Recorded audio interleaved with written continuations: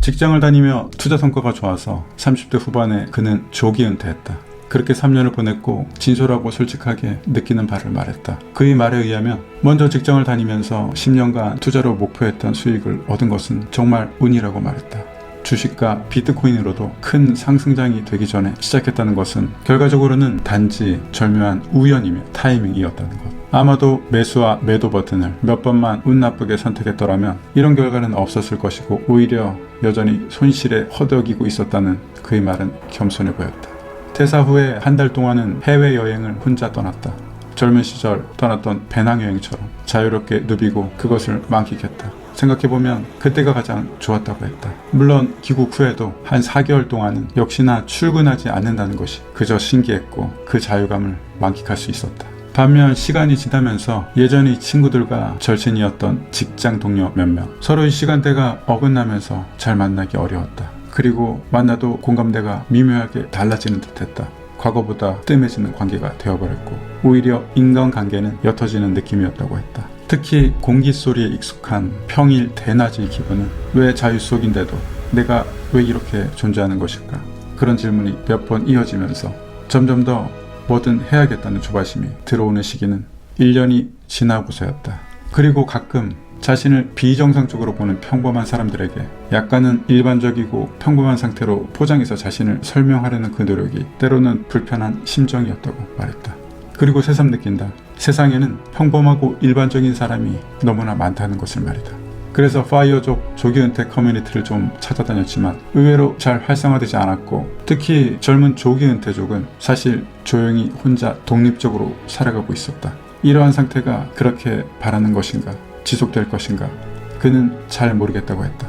물론 그가 이렇게 나열한 것은 사실 다소 부정적인 면이 더 많았다. 아마도 좋은 것도 많았을 텐데 그것은 이제 그에게 공기처럼 물처럼 익숙해졌을 수도 있다. 사실 이렇게 생각하기 쉽다. 파이어를 하게 되면 정말 하고 싶은 것과 정말 하고 싶은 일을 하며 살고 싶다는 말을 한다. 실제로 난 하고 싶은 일을 자주 정의해 보았다. 그것을 따져보고 분석해보고 실증해보면 사실 진정 원하는 것과 하고 싶은 일은 하기 싫은 속성도 충분히 많이 포함되어 있다는 것이다. 예를 들어서 내가 글을 쓰는 것을 좋아하고 있지만 물론 평생 글만 쓰며 살아가고 싶을 만큼 정말 원하는 것이지만 이렇게 블로그를 쓰는 것도 그 글로 유튜브를 만드는 것도 블로그의 알고리즘을 익혀야 하고 또 채널도 만들고 약간의 코딩도 배워야 한다. 또한 유튜브를 만들기 위해서 그렇게 즐겁지 않은 편집도 해야 한다. 상세 페이지에 정보도 입력해야 하고 플랫폼에서 제시하는 정책도 준수해야 한다. 가끔 악성 댓글에도 대응을 해야 한다. 또한 내가 단순히 글을 쓰는 행위를 좋아하는 것은 아니었다. 따지고 보면 그 글을 쓰면서 사람들의 반응과 교류가 좋았던 것이고 또 글과 컨텐츠를 통해서 나 자신과 내 채널이 성장하는 그 성취감이 좋았던 것이다. 그 속에서 새로운 창작물이 현실과 연계되어 시스템을 갖추듯 맞물려 돌아가는 그 통일성과 그 느낌이 좋았던 것이다. 그래서 내가 좋아하는 일은 그리 단순한 것이 아니었다. 알랭드 보통의 일의 기쁨과 슬픔에는 이런 말이 있다. 우리가 좋아하는 일을 한다고 해서 반드시 행복할 것이라는 환상을 지적했다. 진정 사랑하는 일은 그것의 어두운 면도 견딜 수 있는 일이다 라고 그는 말했다. 미야이 직센트 미야이의 몰입에는 이런 말이 있다. 몰입 상태에서는 쉽거나 단순한 활동이 아니고 적절한 난이도의 도전을 극복할 때 생긴다는 것이다. 그렇게 좋아하는 일은 그저 여행처럼 늘 좋은 것으로 구성될 수는 없다. 적당한 난이도와 그리고 그것을 극복하는 작은 단계, 그 한계 속에서 우리는 여태껏 느낄 수 없는 건강한 쾌락을 경험하게 된다. 그래서 모든 바라는 삶과 바라는 일은 좋아하지 않는 부속들이 함께 섞여 있다는 것이다. 여지없다. 그래서 인간에게는 약간의 강제성이 필요하다.